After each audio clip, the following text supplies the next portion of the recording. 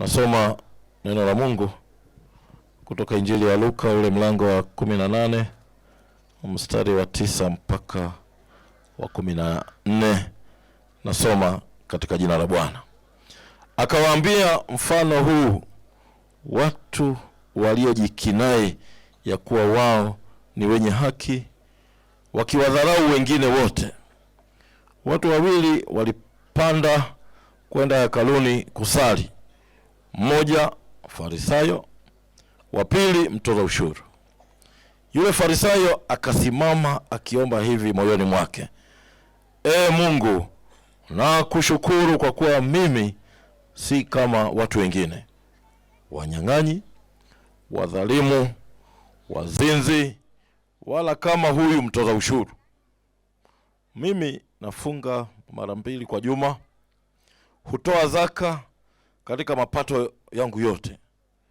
Lakini yule mtoza ushuru alisimama mbali, wala hakuthubutu hata kuinua macho yake mbinguni, bali alijipiga kifua akisema, Mungu, uniwie radhi mimi mwenye dhambi.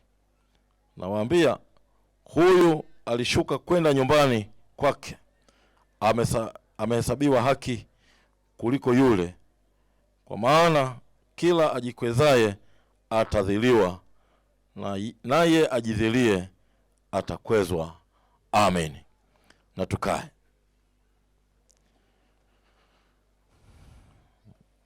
Kwa maana kila ajikwezaye atashushwa. Tumie neno hilo, atashushwa, naye ajishushaye atakwezwa. Katika ibada hii ya kipaimara ya vijana wetu tunakutana na somo hili kubwa ambalo kichwa cha kalenda yetu kinasema Mungu huwainua wanyenyekevu. Ndio kichwa cha juma hili zima. Na katika utaratibu wetu mara nyingi kwa na masomo yale katika juma zima. Na hili somo hili la mfano wa hawa watu wawili ndio somo la leo Jumamosi hii. Ndio somo la leo likionyesha habari ya watu hawa wawili, Farisayo na mtoza ushuru.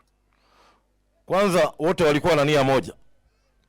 Wote walikwenda kuabudu hekaluni.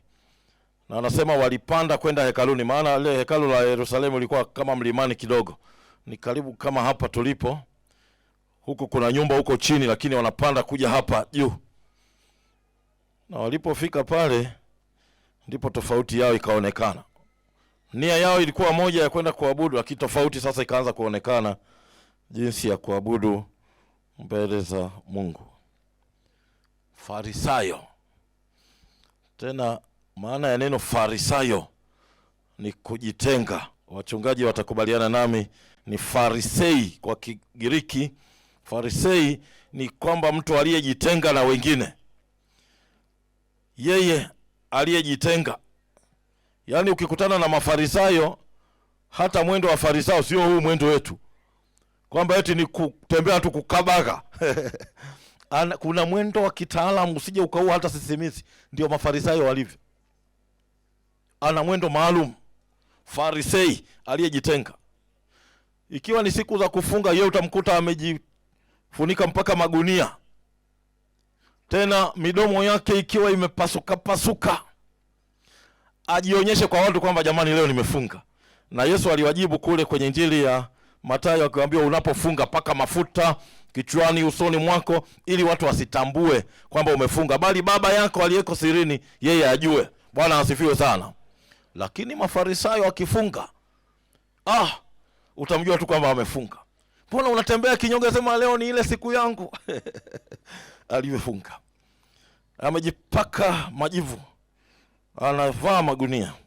Sasa Farisayo huyu leo tunayesikia habari zake ameingia hekaluni. Alipofika pale mbele ya hekalu, kwanza anaanza kujitambulisha yeye.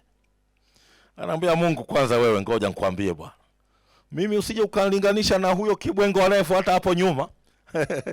Yaani kuna hako kajamaa kanakuja hapo nyuma, mimi niko vizuri. Mimi kama ni kufunga ni kuanzia, yani anaanza kujitambulisha, utafikiri Mungu si aliyemuumba. Utafikiri Mungu hamjui. Kama ni kufunga nafunga mara hizi mbili, wana utaratibu wao, nafunga siku ya Jumatatu na siku ya Alhamisi. Nafunga mara mbili. Usije ukanitambulisha ukanifananisha na huyo jamaa hapo. Tena kama ni zaka, mimi niko vizuri kwenye zaka. Natoa zaka. Yaani utafikiri huyu Mungu si aliyemuumba kwamba anajua yaliyoko sirini. Mungu si anajua mpaka yaliyoko sirini jamani. Si kwamba anatujua juu juu, anajua mpaka yaliyoko ndani. Lakini anaanza kujiweka vizuri kwamba hebu nielewe vizuri. Yaani ujue kwamba kwanza unaongea na nani hapa. Usije ukafikiri unaongea na hao vijana wengine kama haka jamaa hapo nyuma. Saa zote ukiangalia somo hili asema mara zote yeye amejilinganisha na huyo jamaa hapo nyuma. Huyo mtu wa watu, mtoza ushuru. Watoza ushuru wanahesabika kama wenye dhambi. Si mnakumbuka hata juzi tulihubiriwa habari ya Yesu ameingia kwenye nyumba ya mtoza ushuru. Watu wakalalamika kwamba huyu anakula na wenye dhambi tena. Maana watoza ushuru ni watu wenye dhambi. Nafikiri ni kwa ajili ya ile desturi yao kwamba umeandikiwa kutozwa 1,000 yeye na kutoza 1,500. Ile 500 anaweka mfukoni, ile 1,000 ndio anayopeleka. Labda wana vitu vya jinsi hiyo, walihesabika kama watu wenye dhambi. Na huyu mtoza ushuru alijitambua kwamba yeye ni mwenye dhambi. Akafika hata kunyanyua uso wake kuangalia juu hakuangalia. Akajipiga kifua chake. Akasema, Yesu, Mungu unanijua kwamba mimi ni mwenye dhambi. Naomba unisamehe dhambi zangu. Bwana Yesu asifiwe. Naomba unisamehe dhambi zangu. Na pale mwisho Yesu akamalizia akasema, hakika huyu ambaye amekuwa mnyenyekevu na kutambua dhambi zake kushuka kutoka hapa ni Sinai, kushuka kwenda huko nyumbani akiwa amesamehewa dhambi zake, kuliko huyu Farisayo ambaye alifika akijihesabia haki kwamba yeye ni mwenye haki sana. Ndugu zangu, haya masomo mengine nikiyasoma katika Biblia yetu, unaweza ukafikiri hata hili limeandikwa jana.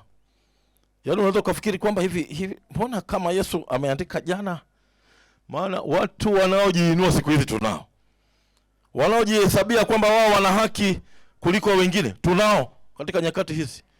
Utafikiri Yesu anaandika maneno haya leo au jana katika maisha yetu. Lakini niombe tuangalie mambo makuu mawili katika siku ya leo. Jambo la kwanza ni kwamba unyenyekevu huanza kwa kujiona. Kujiona jinsi Mungu anavyokuona. Sio kwa jinsi ya unavyojiona wewe. Sijui ni pawekeje hapo. Unyenyekevu huanza kwa jinsi wewe unavyofikiri Mungu anavyokuona. Si kwa jinsi unavyojiona wewe mwenyewe. Na hilo ni jambo kubwa sana. Huyu mwenzetu alijisahau, akajiona yeye kuwa na haki mbele za Mungu. Kuwa na haki. Na nyakati zetu labda haki yetu sisi tunajihesabia kwa namna mbalimbali. Mimi ni mwimbaji mzuri wa kwaya. Mimi ni mhubiri mzuri. Mimi ni kiongozi katika kanisa. Mimi ni mzee wa kanisa. Mimi ni mchungaji. Mimi ni muumini mzuri. Jinsi unavyojiona wewe, unasahau jinsi Mungu anavyokuona. Katika ibada hii uruhusu Mungu jinsi anavyokuona ndiyo tafsiri ya maisha yako. Na hapo ujitambue. Ukishaona kwamba Mungu mimi ananiona hivi, kwa kuwa unajiona kwamba wewe ni mwenye dhambi, hakika utafikia hatua ya toba ya kweli. Toba ya kweli. Tena toba hiyo ndio ambayo itatusaidia tunaposhuka kutoka mahali hapa tukiwa tumesamehewa dhambi zetu. Kama Paulo anavyosema katika Wakorinto akisema, mimi kikubwa nilicho nacho, sio kipawa changu, sio elimu yangu na nafsi yangu wala huduma yangu, bali chanzo cha haya yote ni Mungu mwenyewe. Wakorintho wa kwanza mlango wa 15 ule mstari wa 10 anaweka maneno yanayofanana na hayo, kwamba Mungu yeye anaponitazama ndiye anayenipa hivyo vipawa na kuniwezesha kuyafanya mambo mengi. Kwa hiyo tusijihesabie kwamba mimi sijawahi kufanya dhambi, mimi ni bora kuliko yeye, familia yangu ni nzuri kuliko ya mwingine, kanisa langu ni nzuri kuliko jingine, mimi nina elimu kuliko wengine, mimi nina cheo kuliko watu wengine. Bali tuangalie Mungu vile anavyotuona sisi, na hakika nuru yake inapotumulikia ndipo tunapogundua kwamba tu wenye dhambi, na tutasogea mbele zake kwa toba ya kweli, tuondoke mahali hapa tukiwa tumesamehewa makosa yetu. Ndio maana somo hili linakaza kabisa kwamba Mungu atawainua wale walioshuka chini na kuwashusha wale waliojiinua sana. Toza ushuru, sifa yake ilikuwa ni mbaya kama tulivyosikia katika somo hili na kama tunavyoona katika Biblia, lakini amesimama akijishusha, na hakika kwa kushuka kwake anapokea neema ya kusamehewa dhambi zake. Siku zote haya yawe ulimini mwetu: Mungu niwie radhi mimi mwenye dhambi, mimi nisiyefaa, ninahitaji kuhesabiwa haki na wewe, ninahitaji msamaha utokao kwako. Mungu unisamehe, bila wewe Mungu siwezi. Hapo ndipo tutapata neema itokayo kwake. Narudia jambo hili, unyenyekevu wetu unaanza kwa kujiona jinsi Mungu anavyokuona na sio kwa jinsi unavyojiona wewe. Na jambo la pili, unyenyekevu, ndugu zangu, unyenyekevu sio udhaifu. Unyenyekevu sio udhaifu, bali ndio njia yenyewe ya kuinuliwa. Pale unapojishusha, Mungu ndipo anapokuinua na kukupa vipawa vingi vya juu katika maisha yako, katika huduma yako, katika yale yote unayoyafanya. Wengine wanadhani kwamba mtu mnyenyekevu ni mtu asiyejiamini, kwamba mbona wewe hutembei kifua mbele, wewe hujiamini, mbona wewe hujigambi katika hayo. Lakini unyenyekevu hakika si kujidharau hata kidogo, sio kujiona udhaifu, bali ni kusogea mbele za Mungu, kujiona kwamba mimi sifai mbele zake, kwamba siku zote nahitaji rehema itakayo kwake. Na hivyo wito mkubwa wa siku ya leo ni pale ambapo sisi tunaitwa kujishusha. Na katika hatua ya kujishusha ni pale pa kugundua kwamba mimi ni mwenye dhambi. Na kama ni mwenye dhambi, nahitaji nini kama mwenye dhambi? Nahitaji kusamehewa dhambi. Nahitaji rehema ya Mungu ambayo itanigusa nisamehewe.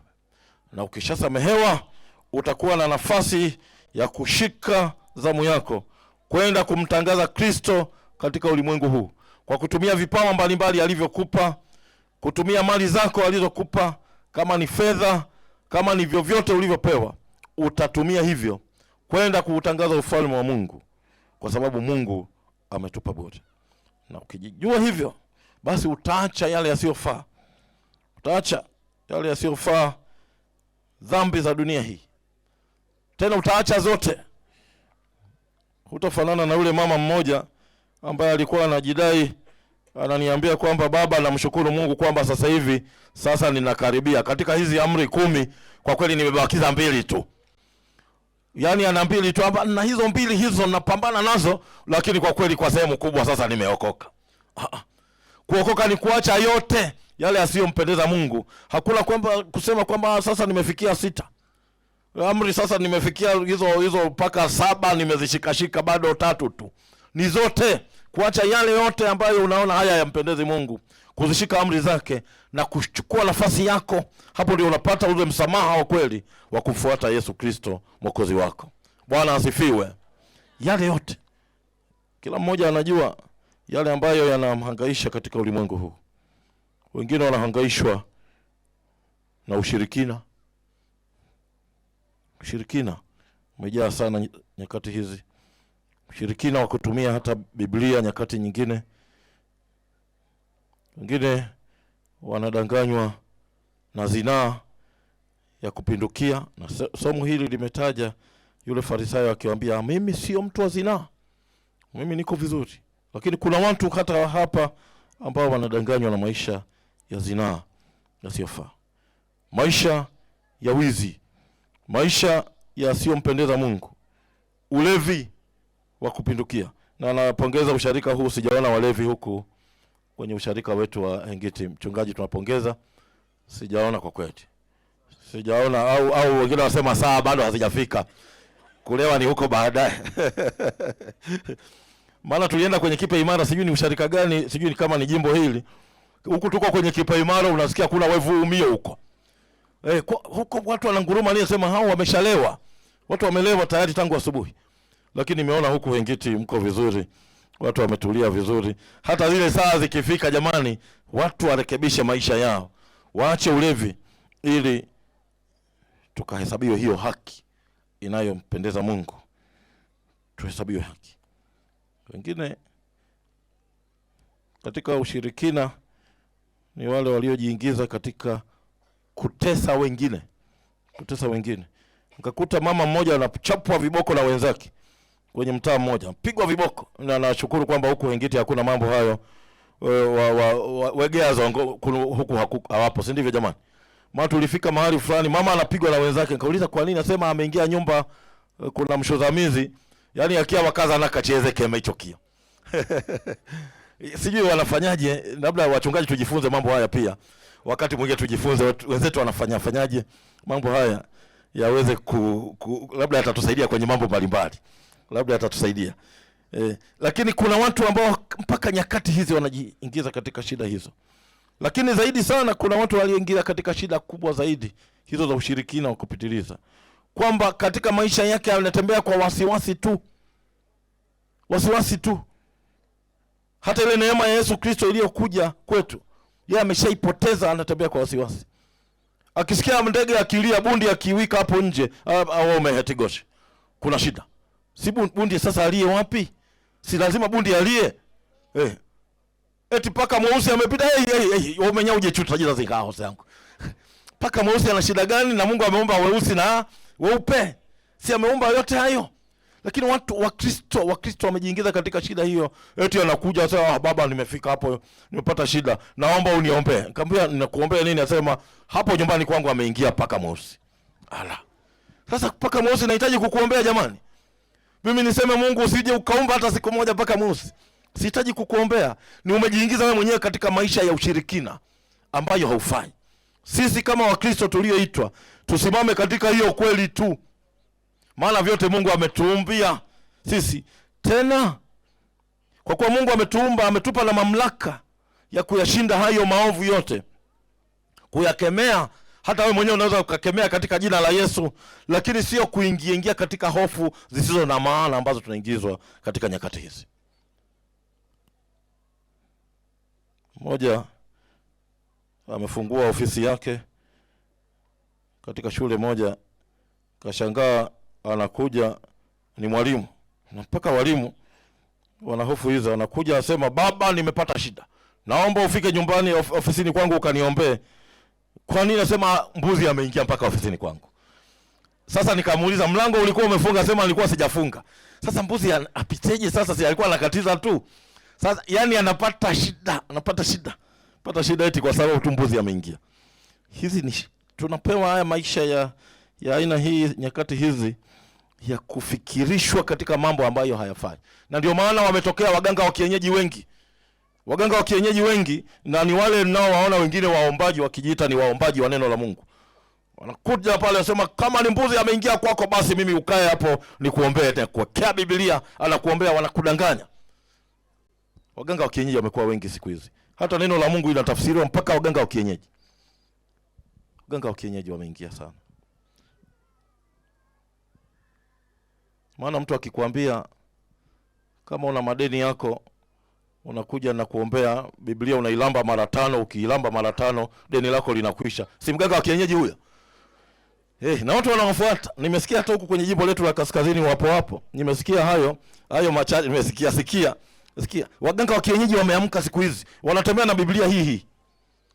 Tuangalie, na ukiwa na maswali basi waulize wachungaji walioenda sawa sawa, wameelimishwa. Wainjilisti wetu walioelimishwa, wainjilisti wasimame. Sijaona wainjilisti wakisimama kwenye ibada hii. Naomba wasimame wainjilisti. Hawa wameelimishwa, wameandaliwa vizuri. Ukiwa na maswali kawaulize wainjilisti, watakutafsiria vizuri. Achana na waganga wa kienyeji wanaosambaa katika mazingira yetu nyakati hii. Bwana asifiwe. Na kwa kuwa hawa wameandaliwa vizuri, hata maisha yao ni maisha ya unyenyekevu. Niwatakie baraka za Mungu wapendwa. Na kipekee wanangu mnaobarikiwa leo. Kaendeleeni kulishika neno la Mungu kwa maisha ya unyenyekevu. Mkijua kwamba unyenyekevu sio udhaifu. Unyenyekevu ni nguvu ya kusimama imara kuihubiri injili ya kweli. Lakini huo unyenyekevu uanze kwa namna ambavyo Mungu anakuona wewe. Sio kwa jinsi wewe unavyojiona. Jinsi Mungu anavyokuona. Kama uliyeomba msamaha mbele za Mungu, na Mungu wa kweli atakusamehe dhambi zako. Na akikusamehe atakupa neema ya kuurithi uzima wa milele. Kama anavyohitimisha akisema huyu anashuka kwenda nyumbani akiwa amesamehewa dhambi zake. Kwa kuwa wanyenyekevu Bwana atawainua, bali wale wanaojiinua yeye mwenyewe atawashusha. Na Mungu alibariki neno lake. Amen.